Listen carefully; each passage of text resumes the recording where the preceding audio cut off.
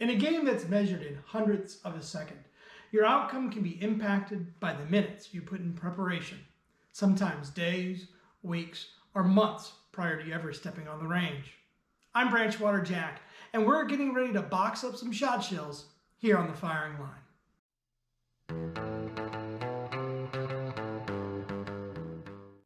It's been said that SAS matches are won or lost with the shotgun.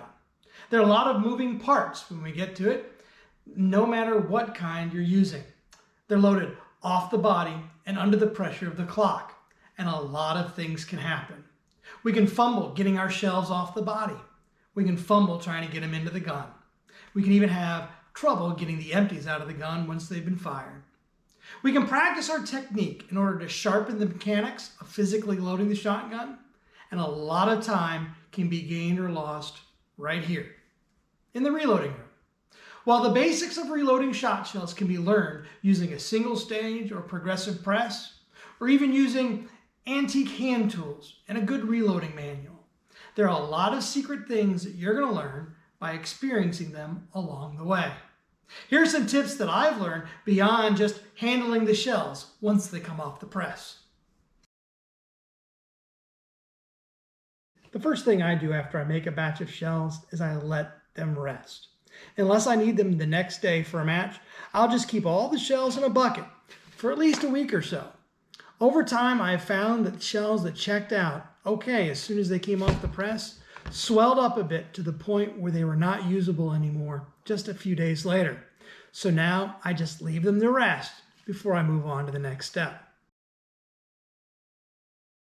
Before I'm ready to box them up, I have to make sure that the shells are ready. And to do that, I use one of these. It's a case checker made for 12 gauge.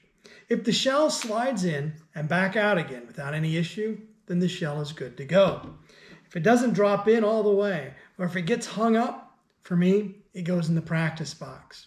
I even do this check with factory ammo. Within the last couple of years, the folks at SliXprings have come out with a new combination case checker that also has a sizer on the other end to help get the crimp resized so that the shell clears the check gauge. I have quite a few partners who use this on the range and make this check a part of their pre-stage process.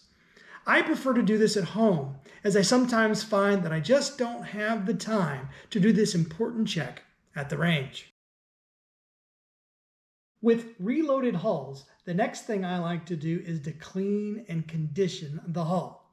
To do that, I drop all my shells into a cotton bag, and then I shoot them with this, Armor All. Spraying the shells and then rolling them around in an old pillowcase to evenly coat the shells leaves them clean and shines them up like new. Also, by doing this at home ahead of time, the shells are dry when I take them out of the box and do not transfer any slippery residue onto my hands when I'm on the firing line, and definitely don't need it. With the shells now sorted, cleaned, and prepped, they're ready to be boxed up and pulled out when I'm ready to head to the range, where I hope to see you on the firing line.